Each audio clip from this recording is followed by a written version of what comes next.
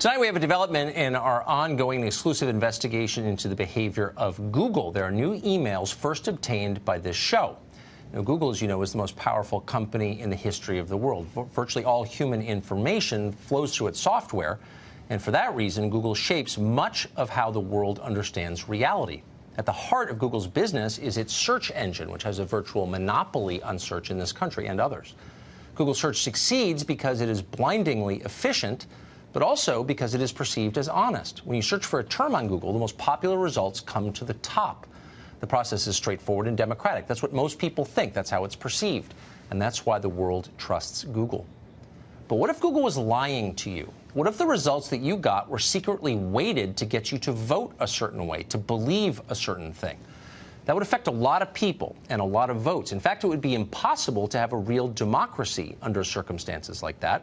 A small number of incredibly rich people would be in charge of everything, including your perceptions.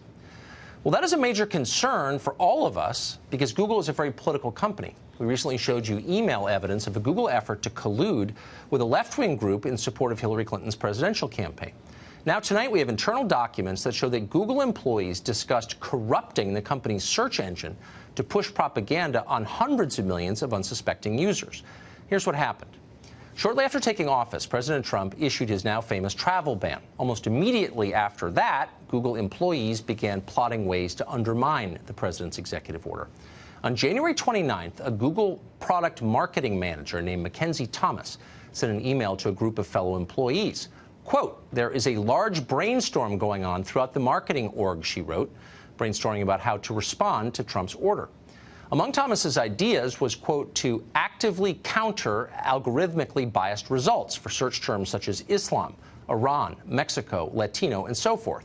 In other words, Google employees wanted to alter the search results to make them more positive in certain cases for political reasons. Thomas also suggested promoting links for making donations to organizations fighting the travel ban.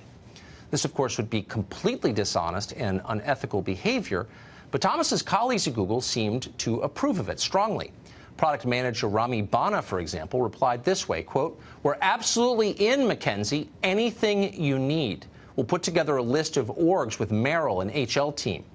Another employee named Stacy Chen added that groups she thought Google should promote included the ACLU, the Immigration Defense Project, the Arab American Anti-Discrimination Committee, and the National Immigration Law Center.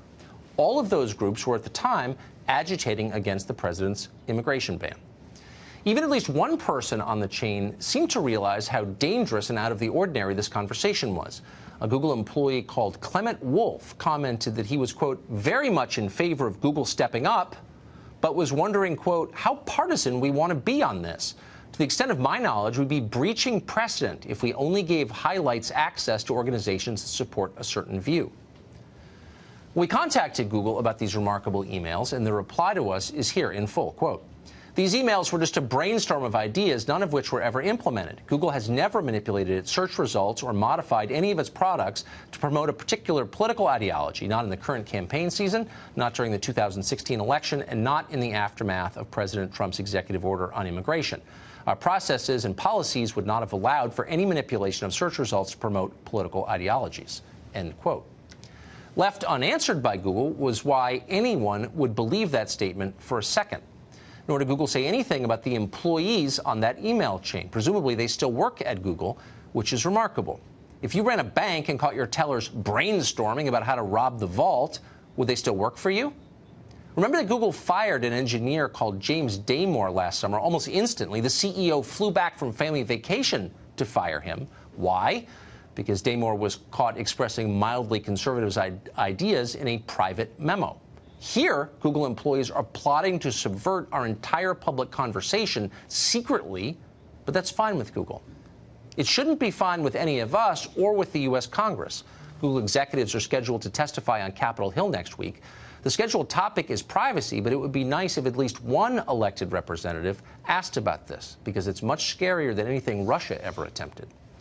Peter Schweitzer wrote Clinton Cash. He now has a fantastic new documentary called The Creepy Line about big tech, and he joins us tonight. Are you surprised by this? Not really. It's just further confirmation that Google has been cooking the books as it relates to search. And you're absolutely right. I mean, this would be like a company having a brainstorming session on how we're going to fiddle with the books in accounting. Then you're going to step back and say, no, we were just having a brainstorming session.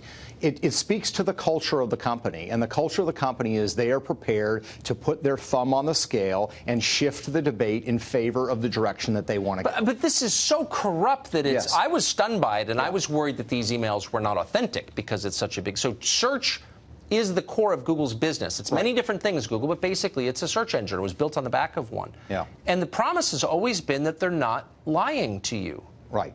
But they are. That's right. And this is really the third strike, as far as I'm concerned. The first strike, of course, is the commercial search.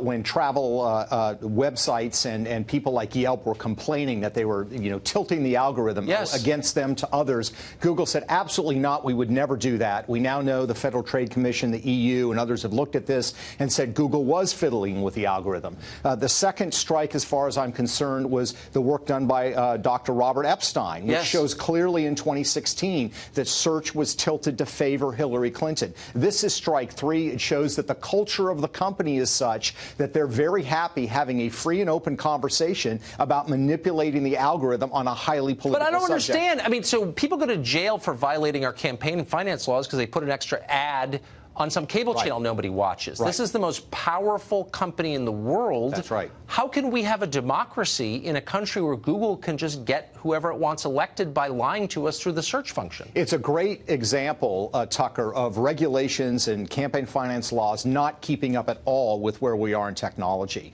Nobody would have conceived when we passed laws about in-kind contributions to campaign from companies that something like this would happen. But this is the ultimate campaign contribution.